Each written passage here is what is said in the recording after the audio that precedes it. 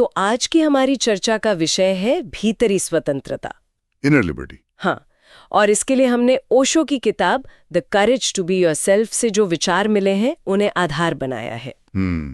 ये किताब एक बहुत ही बुनियादी सवाल से शुरू होती है। क्या?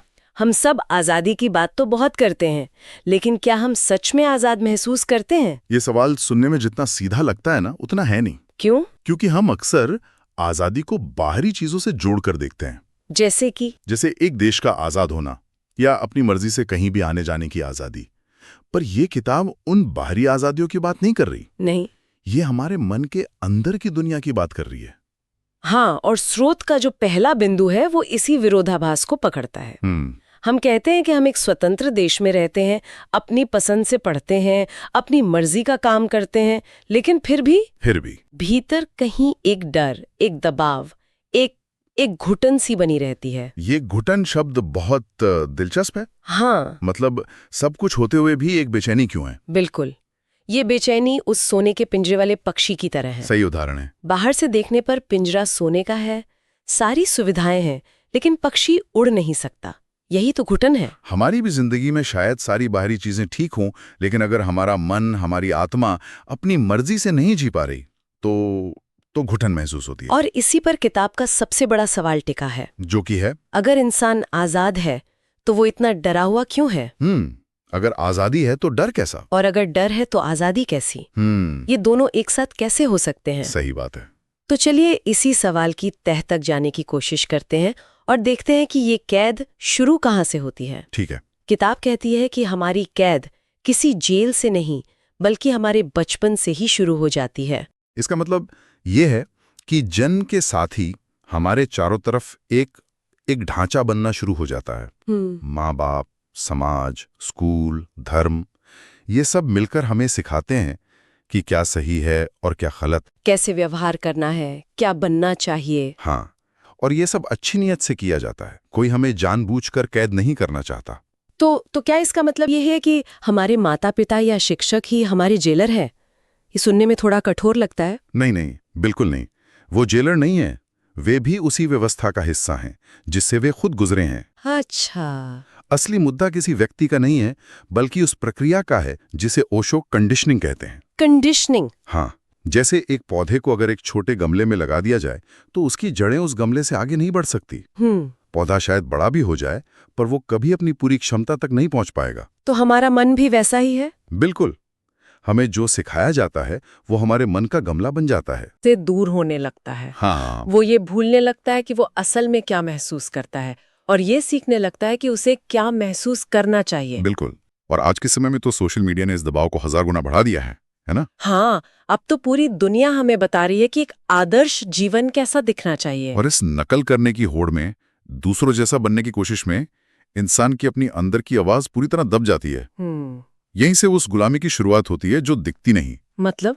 हम सोचते हैं कि हमने अपनी मर्जी से करियर चुना, लेकिन असल में शायद हमने वो करियर चुना जिसमें समाज ज्यादा सम्मान देता है। अच्छा। हम सोचते हैं कि आजाद हैं, पर शायद हमारे सारे फैसले इस बात से तय होते हैं कि लोग क्या कहेंगे। इसी बात पर किताब का एक और विचार सामने आता है। हाँ। कि ज्यादातर लोग गुलाम रहते हुए ये मान लेते हैं कि वे आजाद हैं। ये एक बहुत बड़ा भ्रम है। हाँ। जैसे कोई नौकरी बदल ले या शहर बदल ले और सोचे कि अब मैं आजाद हो गया। हाँ, लेकिन यह सिर्फ पिंजरे की जगह बदलना है, पिंजरे से बाहर निकलना नहीं। अच्छा। अगर एक तोता लोहे के पिंजरे से निकलकर सोने के पिंजरे में चला जाए तो क्या वो आजाद हो गया? नहीं, वो अब भी कैदी है।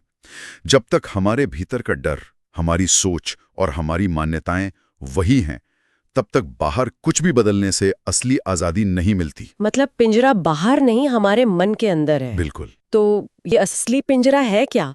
अगर ये समाज या नौकरी नहीं है तो फिर क्या है जो हमें असल में कैद करके रखता है? किताब के अनुसार हमारा सबसे बड़ा जेलर डर है। डर? हाँ, और यहाँ एक बहुत गहरी बात कही गई है। डर हमें इस पल से नहीं लगता। तो फिर? डर हमेशा भविष्य को लेकर होता है। अगर मैंने ये किया तो कहीं कुछ बुरा ना हो जाए। ये अगर? हाँ, ये अगर ही डर की जड़ है। हम असल में एक विचार से डरते हैं, किसी असलियत से नहीं। भविष्य तो अभी आया ही नहीं है, पर उसका डर हमें आज अभी से कैद कर लेता है।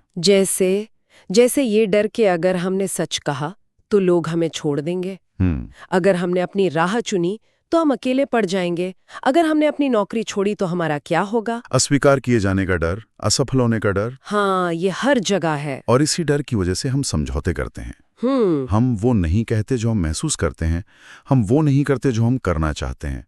और ये छोटे छोटे समझौते हमारी आत्मा को धीरे धीरे थका देते हैं, उसकी ऊर्जा खत्म कर देते हैं। हाँ, जैसे एक दिए की लौ धीरे धीरे कम होती जाती है। इसीलिए ओशो कहते हैं कि डर के होते हुए आजादी सिर्फ एक खोखला शब्द बनकर रह जाती है। मतलब अगर आपके फैसले डर रह रहा है तो आप आजाद नहीं हैं। बिल्कुल। लेकिन अगर हम डर के खिलाफ जाके अपनी राह चुनते हैं तो इसका एक स्वाभाविक नतीजा तो यही होगा कि हम अकेले पड़ जाएंगे। हाँ। और अकेलेपन से तो शायद सबको डर लगता है। किताब में इस पर भी बात की गई है कि आजादी का रास्ता अकेलेपन से होकर गुजरता है। ये विचार ही डराने वाला है। यहाँ अकेलेपन का मतलब समाज छोड़कर जंगल में चले जाना नहीं है। तो फिर क्या है? इसका मतलब है अपने साथ अकेले खड़े होने की हिम्मत रखना। जब आप अपनी सच्चाई के साथ खड़े होते हैं तो हो सकता है कि शुरुआत में भीड़ आपके साथ ना हो। उस अकेलेपन को सहने की हिम्मत ही आजादी की तरफ पहला कदम है। ज्यादातर लोग भीड़ में इसीलिए रहते हैं क्योंकि वे खुद से डरते हैं। बिल्कुल, वे अपने ही विचारों और अपनी ही खामोशी से घबराते हैं। तो इसका मतलब यह है कि जो इंसान खुद के साथ सहज नहीं है वो दूसरों के साथ भी सच्चाई से नहीं रह सकता। बिल्कुल, जो इंसान अकेले में शांत और सहज रह सकता है वही इंसान रिश्तों में भी स्वस्थ रह सकता है। कैसे? क्योंकि तब उसका रिश्ता जरूरत पर नहीं, प्रेम पर आधारित होता है। अच्छा। वो इसलिए किसी के साथ नहीं है क्योंकि उसे अकेलेपन से डर लगता है, बल्कि इसलिए है क्योंकि वो प्रेम साझा करना चाहता है। और यही ओशो इस बात पर चोट करते हैं जो हमें सबसे ज्यादा चुभती है। क्या कहते हैं वो? वो कहते हैं कि जो रिश्ता आपकी सच्चाई से टूट जाए वो रिश्ता था ही नहीं, एक सौदा था। सौदा? हाँ, आप अपनी आजादी बेचकर सामने वाले की मौजूदगी खरीद रहे थे। ये तो बहुत गहरी बात है। इसका मतलब तो ये हुआ कि सच्ची आजादी की हिम्मत करने पर जो रिश्ते बचते हैं केवल वही प्रेम पर आधारित होते हैं, जरूरत पर नहीं। तो अगर डर से बचना आजादी नहीं है और अकेलेपन से गुजरना पड़ता है तो फिर इस पूरी यात्रा का मतलब क्या है? हम पहुंचते कहाँ हैं? सच्ची आजादी आखिर दिखती कैसी है? किताब के मुताबिक सच्ची आजादी किसी बाहरी दुश्मन से लड़ने में नहीं है। तो किस में है? वो है खुद को पूरी तरह से स्वीकार करने में। खुद को स्वीकार करना? हाँ, जब हम खुद को अपनी कमियों और खूबियों के साथ अपना लेते हैं तब हमें दूसरों की मंजूरी की जरूरत नहीं रहती। जब हम ये मान लेते हैं कि हाँ, मैं ऐसा ही हूं, तब लोग क्या कहेंगे का डर खत्म हो जाता है। क्योंकि सबसे बड़ी अदालत जो हमारे अंदर है उसने हमें बरी कर दिया है, स्वीकार कर लिया है। ये सुनने में बहुत अच्छा लगता है, लेकिन क्या ये व्यावहारिक है? अच्छा सवाल है। मतलब रोजमर्रा की जिंदगी में जहाँ EMI भरनी है, बॉस को जवाब देना है, परिवार की जिम्मेदारियां हैं, वहाँ कोई अपनी सच्चाई के लिए इतना बड़ा जोखिम कैसे उठा सकता है? ये बहुत जरूरी सवाल है। और ओशो ये नहीं कह रहे कि आप कल ही जाकर नौकरी छोड़ दें या सब कुछ तोड़ दें। तो फिर वो कहते हैं कि आजादी कोई एक दिन की क्रांति नहीं है। अच्छा। ये एक प्रक्रिया है। ये छोटे छोटे कदमों से आती है। और यहीं पर साहस का असली मतलब समझ आता है। साहस का मतलब डर का न होना नहीं है। बिल्कुल नहीं। साहस का मतलब है कि डर लग रहा है, पैर कांप रहे हैं, पर फिर भी हम अपनी सच्चाई की तरफ एक छोटा सा कदम आगे बढ़ाते हैं। तो शायद ये बड़े फैसलों के बारे में कम है और रोजमर्रा की छोटी छोटी चीजों के बारे में ज्यादा। बिल्कुल। शायद आज ऑफिस की मीटिंग में उस एक बात पर चुप ना रहना जो आपको गलत लग रही है, ये साहस है। या शायद किसी दोस्त को प्यार से ये कहना कि आप ये काम नहीं कर सकते। हाँ, ये साहस है। इस किताब का एक सबसे चौंकाने वाला विचार शायद ये है कि आजादी हाँ कहने से नहीं बल्कि ना कहने से शुरू होती है। ना कहने से। हाँ। हमें लगता है कि नए मौके अपनाना आजादी है, पर किताब कहती है कि अपनी आत्मा के खिलाफ जाकर किसी चीज को हाँ कहना वो सबसे बड़ी गुलामी है। लेकिन ना कहने में हमें अपराध बोध मतलब गिल्ट महसूस होता है। हाँ, होता है। हमें सिखाया गया है कि एक अच्छा इंसान हमेशा समझौता करता है और सबको खुश रखता है। हाँ, और ओशो इसी समझौते को आत्महिंसा कहते हैं। आत्महिंसा एक बहुत शक्तिशाली शब्द है ये। इसका मतलब है कि हर बार जब हम दिल से ना कहना चाहते हैं पर मुंह से हाँ कहते हैं तो हम किसी और को खुश करने के लिए खुद पर अत्याचार कर रहे होते हैं। आज के समय में जो बर्नआउट की समस्या इतनी बढ़ गई है उसका मूल कारण यही है। अच्छा। लोगों ने समय पर ना कहना नहीं सीखा और अपनी सारी ऊर्जा दूसरों की उम्मीदों को पूरा करने में खत्म कर दी। इस पूरी चर्चा में एक और बात उभर कर आ रही है, पहचान का बोझ। हम इसलिए भी आजाद नहीं हैं क्योंकि हम अपनी पहचानों से बहुत ज्यादा बंध जाते हैं। जैसे मैं एक डॉक्टर हूँ, मैं एक सफल बिजनेसमैन हूँ, या मैं एक माँ हूँ। ये सब लेबल हमारी जेल बन जाते हैं। और अगर ये पहचान छिन जाए तो हमें लगता है हम कुछ भी नहीं है। अगर किसी सफल इंसान से उसकी सफलता चली जाए तो वो कौन है? हम इन बाहरी लेबलों से इतना चिपक जाते हैं कि हम अपनी भीतरी सत्ता को भूल जाते हैं। आज के डिजिटल दौर में तो ये और भी खतरनाक हो गया है। हाँ, अब लोग खुद को अपनी नौकरी या बैंक बैलेंस से नहीं बल्कि लाइक्स और फॉलोअर्स से तोलते हैं। ये पहचान का बोझ असहनीय होता जा रहा है। तो आखिर में इस पूरी यात्रा में सबसे जरूरी चीज क्या है? अगर ये एक लंबी प्रक्रिया है तो इसका दिशा सूचक क्या है? सिर्फ एक चीज। क्या? खुद के प्रति ईमानदारी। खुद के प्रति ईमानदारी। हाँ, अगर हम खुद से ही झूठ बोल रहे हैं तो हम दुनिया में कभी भी सच्ची आजादी नहीं पा सकते।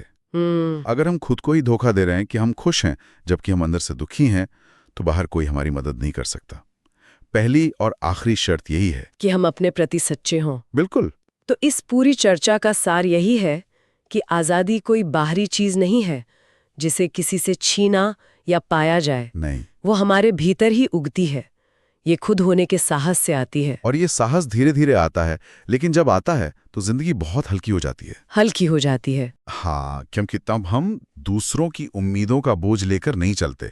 हम अपने सच के साथ जीते हैं और उसमें एक सहजता होती है, एक आनंद होता है। अंत में शायद हमें अकेले होने से उतना नहीं डरना चाहिए जितना खुद को खो देने से डरना चाहिए। सही बात है। इस पूरी दौड़ में कि हम कुछ बन जाएं, कहीं हम वो ही न खो दें जो हम असल में हैं। बिल्कुल, आजादी कोई दूर का लक्ष्य नहीं है। तो क्या है? बल्कि हर दिन, हर पल खुद से सच बोलने का नाम है।